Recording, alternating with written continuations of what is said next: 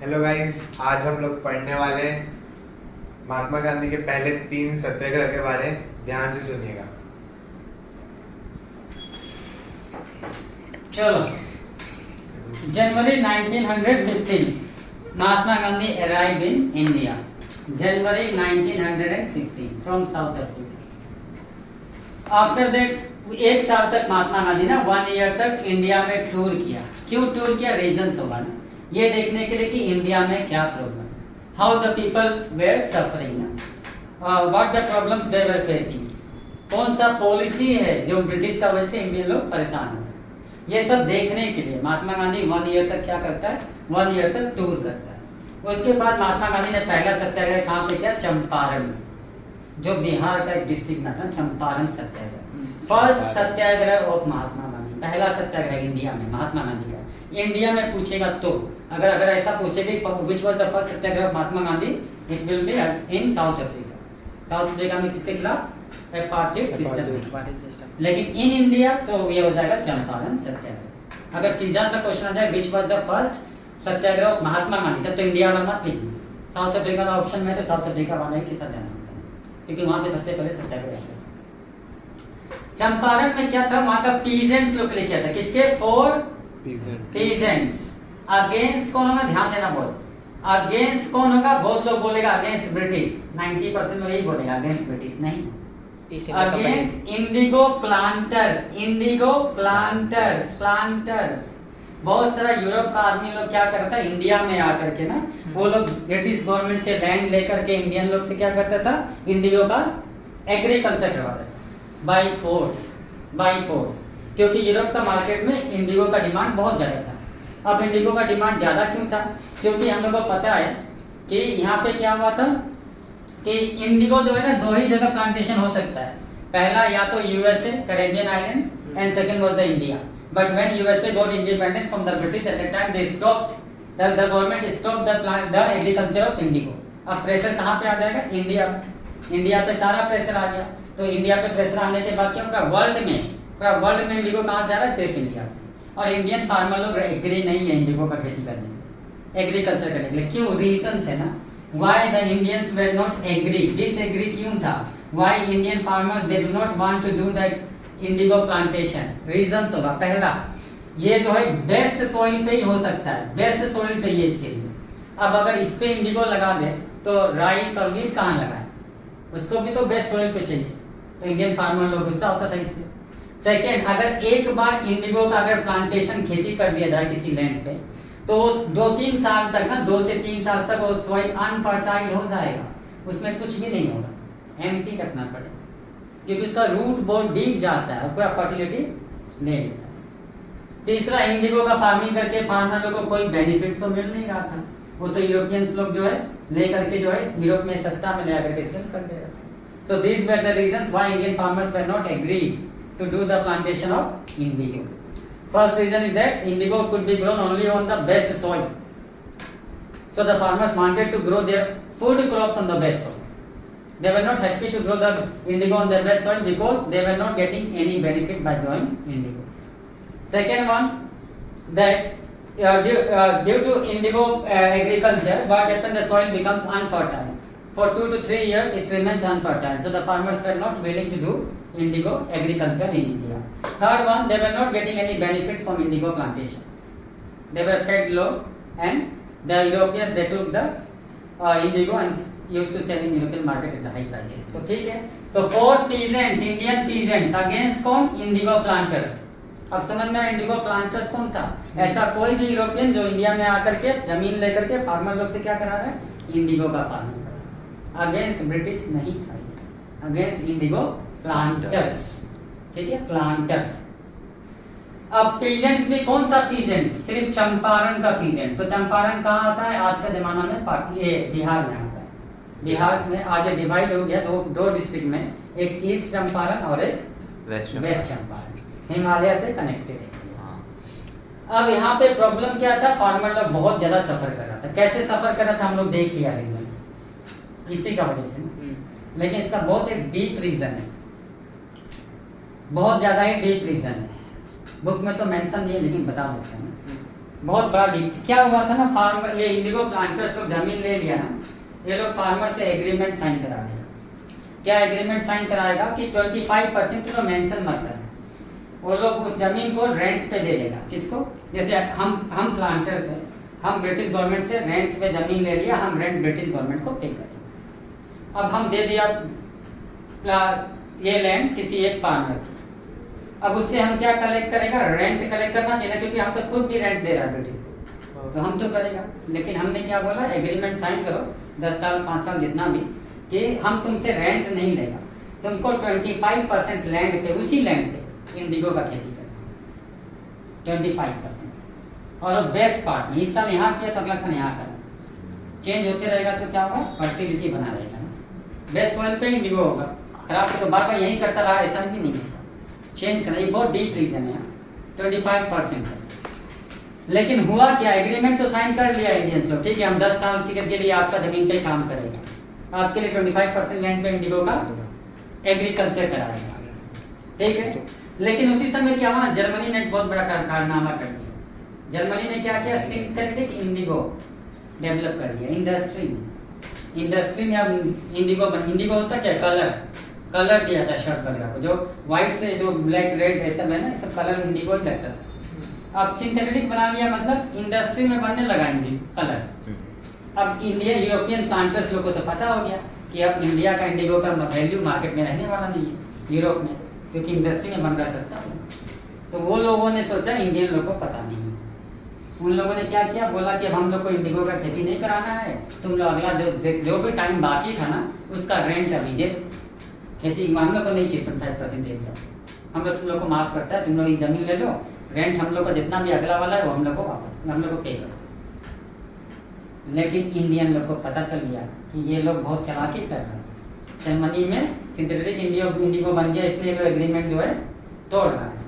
तो एग्रीमेंट तो तोड़ नहीं सकता, क्योंकि एग्रीमेंट तो लिखा हुआ था कि ब्रिटिश ये यूरोपियन लोग भी ये जमीन 10 साल के लिए उसको दिया है, कोई रेंट नहीं दे, लेकिन वो रेंट मांग रहा था, रेंट ले भी लिया, बहुत लोग दे भी दिया एडवांस, जिसको नहीं पता था, बाद में पता चला तो वो लोग रिवोल्ट कर दिए। यही वाला रीजन कि हम लोग को अपना रेंट मेरा वापस कराओ, क्योंकि तुम लोग एग्रीमेंट में साइन किया था नहीं लेगा रेंट, कैसे देंगे जब बाद में पता चला तब। इसी को लेकर के महात्मा गांधी रिवोल्ट करता है। क्लास 12 में एक चैप्टर आएगा इंडिगो बोल के, उसमें ये सब डिटेल में दिया। एक शुक्ला बोल के इंसान रहता है, वो महात्मा गांधी उसके पास जाता है, महात्मा गांधी को चंपारण लिखा। तो लेकिन क्लास 10 में तो इतना डीप में नहीं जाना, अगर 5 मार्क का शायद बड़ा क्वेश्चन पूछ ले तब तो पौधे में तब ये सब घुमा फिरा के लिख सकता है, लेकिन सिंपल आंसर ही लिखना, इंडिगो का एग्रीकल्चर से farmers they were suffering a lot because Indigo could be grown on the best soil and farmers wanted to grow 4 crops on the best soil. First reason.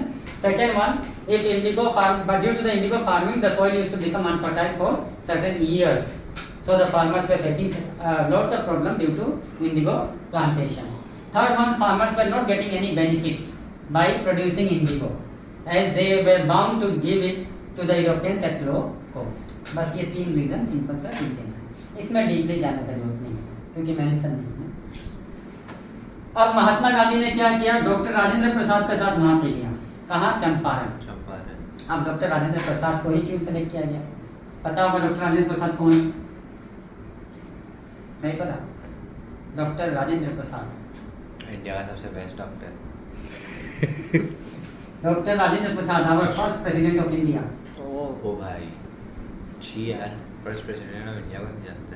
और जो president था एक और चीज का, प्रेसिडेंट कॉन्स्टिट्यूएंट असेंबली का, जो constituent assembly जो बनना था ना, कॉन्स्टिट्यूशन लिख रहा था, उसका प्रेसिडेंट डॉक्टर राजेंद्र प्रसाद। ये जब बच्चा था ना, गंगा नदी को पार करके स्कूल पढ़ने जा रहा था, तैर के, इतना हिम्मत, तैर करके, हाँ, माथा पे रख लेगा और तैर के ऊपर चला जाएगा।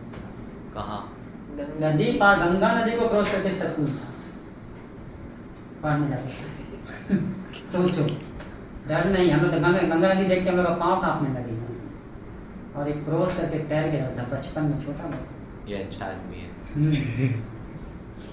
ये ऐसा सिंपल सा आदमी था। ये बिहार का ही था ना, इसलिए महात्मा गांधी ने इसको दिया, क्योंकि ये बिहार का था। इसको लेके महात्मा गांधी कहाँ जाता है? चंपारण। और चंपारण सत्याग्रह, वहाँ का अंग्रेजों लोग को बोलता है हम लोग सत्याग्रह करते हैं, चंपारण सत्याग्रह वहीं पे स्टार्ट हुआ। अब चंपारण सत्याग्रह का रिजल्ट क्या आया? सत्याग्रह तो किया, महात्मा गांधी ने लोगों को सत्याग्रह का मतलब भी समझाया कि हम लोग को वायलेंस का जरूरत नहीं है, ट्रूथ के लिए फाइट कर रहा है तो इनजस्टिस का जरूरत नहीं पड़े। सक्सेसफुल होता है क्योंकि ब्रिटिश गवर्नमेंट ना, उस समय ब्रिटिश चंपारण था, कौन सा गवर्नमेंट में आता? बंगाल गवर्नमेंट। ब्रिटिश ने डिवाइड करके रखा हुआ था ना इंडिया को प्रोविजंस में, पहला बंगाल, दूसरा बॉम्बे, तीसरा मद्रास। तो उस समय चंपारण कौन सा गवर्नमेंट का अंदर आता था? बंगाल गवर्नमेंट का अंदर। बंगाल गवर्नमेंट ने क्या बताया? महात्मा गांधी का सत्याग्रह सक्सेसफुल हुआ, इफेक्ट हुआ, उसने इंक्वायरी कमेटी बनाया। कौन सा कमेटी? Inquiry committee. क्योंकि डायरेक्ट तो विश्वास नहीं कर सकता ना गवर्नमेंट किसी के ऊपर, इंक्वायरी कमेटी बनाएगा वो रिपोर्ट देगा कमेटी कि हाँ ऐसा सच है या नहीं। तो उसने एक इंक्वायरी कमेटी सेटअप किया, जिसका मेंबर किसको रखा मालूम है? एक मेंबर महात्मा गांधी को भी बनाया उसने। इंक्वायरी कमेटी ने जो है अपना रिपोर्ट सबमिट किया, बोला हाँ पीजेंट्स आर रियली सफरिंग है लोग, तो ये जो है हेल्प किया और ये लोग ने कुछ पैसा वापस कर दिया। कितना पैसा वापस किया ये डिबेट का बात है, लेकिन इन लोगों ने 50% पैसा वापस किया, पूरा पैसा वापस नहीं किया। महात्मा गांधी एग्री हुआ 50% भी दे दो, क्योंकि महात्मा गांधी इन लोगों को समझाया पीजेंट लोग को कि हम लोग के लिए पैसा इंपॉर्टेंट नहीं है, ब्रिटिश पीछे हटा, यही ज़्यादा इंपॉर्टेंट है। मतलब महात्मा गांधी को बनना था हीरो तो 50% भी नहीं, शायद 25% में लास्ट में आकर के हम कंफर्म नहीं, 50% तो श्योर है, लेकिन शायद महात्मा गांधी और कम करा के 25 कर भी बार्गेनिंग करा था, एग्री हो गया। एजेंट्स लोग सरप्राइज हुआ तो उन लोगों को समझाया कि मनी मैटर नहीं करता, ब्रिटिश खुद पीछे जा रहा है, ये बहुत बड़ा बात है। तो ये सक्सेसफुल हो गया चंपारण सत्याग्रह। दूसरा सत्याग्रह 1917 खेड़ा सत्याग्रह नाम से इसको जाना जाता है, Kheda satyagraha. Kheda was the place in Kaira district का नाम है कायरा। कायरा ये गुजरात में आता है, गुजरात। अब यहाँ पे ये भी महात्मा गांधी फॉर पीजेंट्स या फार्मर्स भी लिख सकता है। खेड़ा डिस्ट्रिक्ट का पीजेंट्स लोग लेके अगेंस्ट, सोचो अगेंस्ट ये बोलो एग्रीकल्चर फील्ड के लिए तो ब्रिटिश के साथ किया होगा ना, ब्रिटिश हाँ अगेंस्ट ब्रिटिश गवर्नमेंट। ये पहला सत्याग्रह था महात्मा गांधी का जो अगेंस्ट ब्रिटिश गवर्नमेंट था। ऐसे भी क्वेश्चन पूछ सकता है कौन सा सत्याग्रह पहला अगेंस्ट ब्रिटिश गवर्नमेंट था। और ब्रिटिश सत्याग्रह अगर ब्रिटिश गवर्नमेंट ऑप्शन में नहीं आएगा ना तो वहाँ पे ऑप्शन में तुमको मिलेगा बॉम्बे गवर्नमेंट, ठीक है, क्योंकि ये खेड़ा जो है बॉम्बे गवर्नमेंट का अंदर आता था और ये चंपारण किसका? बंगाल का अंदर आता था, ठीक है। तो ऑप्शन में शायद ये बॉम्बे गवर्नमेंट भी मिल सकता है। अच्छा हुआ कहाँ था? कायरा का कायरा डिस्ट्रिक्ट है, खेड़ा एक गांव का नाम है, अच्छा ठीक। यहाँ पे सत्याग्रह होता क्या है कि बार बार लगातार क्रॉप फेल हो रहा था वहाँ, लगातार नेचुरल कैलामिटी का वजह। नेचुरल कैलामिटी का नाम भी था ड्रॉट। ड्रॉट मतलब सूखा पड़ रहा था, बार बार सूखा पड़ रहा था। और फार्मर लोग का लगान फिल्म में जो दिखाया हुआ है वही थी, बार बार फसल खराब हो जा रहा था। लेकिन ब्रिटिश गवर्नमेंट इन लोग से फुल टैक्स ले रहा था, फुल टैक्स, ये वर्ड याद है, फुल टैक्स मतलब फुल रेवेन्यू ही देना होगा, लगान फिल्म में दिखाया है। जबकि बंगाल गवर्नमेंट ने ही ये रूल बनाया था कि अगर 25% भी अगर क्रॉप फेल हो जाए ड्यू टू नेचुरल कैलामिटी ना तो पूरा टैक्स नहीं देना पड़ेगा। लेकिन बार बार लगातार साल per year by year crop fail हो रहा था। आदमी लोग जाकर के ब्रिटिश को रिमाइंड करा रहा था कि तुम ही लोग ने रूल बनाया कि फुल टैक्स नहीं होना चाहिए, लेकिन गवर्नमेंट फुल टैक्स ही मांग रहा था। तो यहाँ भी महात्मा गांधी सत्याग्रह करता है, ये भी सक्सेसफुल होता है। यहाँ से भी महात्मा गांधी नेशनल हीरो बन गया। सेकेंड थर्ड वाला पूरा बना देना। 1918 वाज द ईयर एंड कहाँ पे हुआ? गुजरात में। ये भी होता है गुजरात में। तो दोनों गुजरात में, क्यों गुजरात में महात्मा गांधी इतना इंटरेस्टेड है, दोनों गुजरात में क्यों किया? गुजरात, हाँ क्यों इतना इंटरेस्टेड? दो सत्याग्रह गुजरात में कर दिए क्योंकि वहाँ में ज़्यादा क्योंकि जरूरत सर वहाँ पे पैदा हुआ था वो। हाँ क्योंकि वहीं पे तो था वो, ठीक है। अहमदाबाद सत्याग्रह ये फोर किसके लिए किया था? वर्कर्स लोग के लिए, फैक्ट्री वर्कर्स लोग के लिए किया था। फैक्ट्री वर्कर्स नहीं लिखने से सीधा सा आंसर है cotton mill worker. Cotton mill worker लोग के लिए किया था। कॉटन का मिल था वहाँ पे। कॉटन अगेंस्ट किसका होगा ये? तो अगेंस्ट गवर्नमेंट भी लिख सकता है अगेंस्ट ऑनर भी लिख सकता है, ऑनर दोनों लिख सकता है। प्रॉब्लम क्या हुआ था कि वर्कर लोग का वर्किंग कंडीशन बहुत खराब था, जहाँ लोग काम करते थे ना वर्किंग कंडीशन बहुत खराब था, डर्टी प्लेस था, वर्किंग आवर्स बहुत ज़्यादा था, वेजेस बहुत कम था, अदर बेनिफिट्स नहीं मिल रहा है। इसी के लिए महात्मा गांधी ने सत्याग्रह किया अहमदाबाद और ये भी सक्सेसफुल हो गया और थर्ड हीरो बन गया। और महात्मा गांधी यहाँ से नेशनल लीडर बन जाता है। अब सबको लगने लगा ना, फर्स्ट टाइम ब्रिटिश को पीछे हटा, तीनों में हटा है, ब्रिटिश पीछे हटा है, सबको लगने लगा कि हाँ ब्रिटिश गवर्नमेंट को भी हराया जा सकता है, पीछे भटकाया जा सकता है, मतलब इंडिपेंडेंस पाया जा सकता है। ये दिनांक दिखाने वाला महात्मा गांधी था। तीनों सत्याग्रह ब्रिटिश को बैकफुट पे ला दिया था, ये तीन सत्याग्रह। इसीलिए महात्मा गांधी पीछे जा, इसलिए महात्मा गांधी नेशनल हीरो बन गया। सबको लगने लगा कि महात्मा गांधी इंडिया को इंडिपेंडेंस दिला सकता है, ये तीन मूवमेंट के बाद। तो first Satyagraha, second and third, किसी को कुछ देना कुछ ना सकता है। तीन सत्याग्रह, तीनों नेशनल हीरो बन गए। तो लाइक और शेयर ठोक दीजिए, महाकाल का दबा के लाइक और शेयर ठोक दीजिए। पूरा साल मेहनत करता हूँ आपके लिए बेटा, ऐसा नहीं चलेगा, ऐसा नहीं चलेगा।